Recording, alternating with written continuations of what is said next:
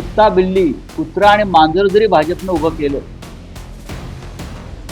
म्हणजे पहा किती मतदारांना गृहीत धरतात.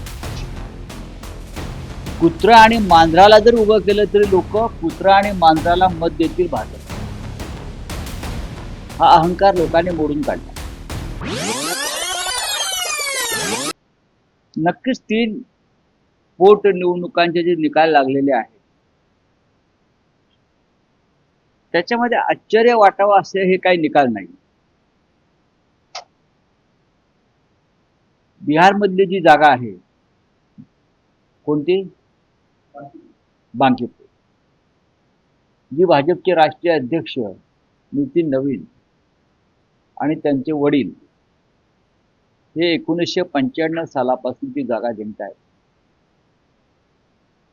आणि हा भाजपचा गड असलेली जागा भाजपनं प्रशांत किशोर यांच्याकडून गमावली. या जागेबाबत भाजपला किती आत्मविश्वास असावा. तर भाजपचे नेते रविशंकर प्रसाद काय म्हणाले प्रचाराच्या दरम्यान की बांकीपूरला कुत्ता बिल्ली कुत्रा आणि मांजर जरी भाजपनं उभं केलं म्हणजे पहा किती मतदारांना गृहीत धरतात. कुत्रा आणि मांजराला जर उभं केलं तरी लोक कुत्रा आणि मांजराला मत देतील भाजपच्या. हा अहंकार लोकांनी मोडून काढला. त्यानंतर मध्य प्रदेशमधली दतिया विधानसभा ही काँग्रेसचीच होती.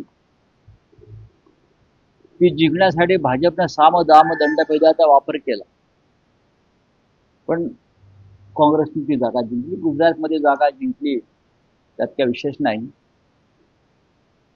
या 3 पोटनिवडणुकाचे निकाल त्यातले 2 महत्वाचे आहेत. त्याच्यामुळे फार मोठी क्रांती झाली वगैरे असे म्हणणारे आम्ही नाही किंवा ही मिनी सार्वत्रिक निवडणूक आहे, मिनी जनरल इलेक्शन असंही मी म्हणणार नाही. पण लोकांचा कल दिसतो याच्यामध्ये. मोदींची किंवा भारतीय जनता पक्षाची लोकप्रियता किती खाली घसरली हे तुमच्या बालेकिल्ल्यातल्या पराभवातून स्पष्ट दिसतं.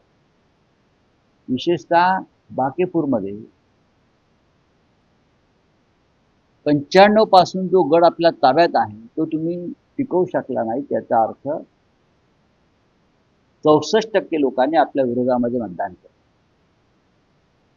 जे आतापर्यंत भारतीय जनता पक्षाला मतदान करत होते. त्याने एक नवीन पर्याय निवडला हे सुद्धा महत्वाचं आहे. हवा पालट होताना दिसते. एक लक्षात घ्या की तामिळनाडूमध्ये हेच झालंय ना. तामिळनाडूमध्ये डीएमके किंवा एआयडीएमके पेक्षा एका वेगळ्या पक्षाच्या मागे लोक गेले. आता प्रशांत किशोर हे विधानसभेत पूर्णपणे पराभूत झाले बिहारच्या. त्यांना एकही जागा जिंकता आली नाही. त्याने ह्या जागेवर लक्ष केंद्रित केलं. त्याने उत्तम प्रचार केला.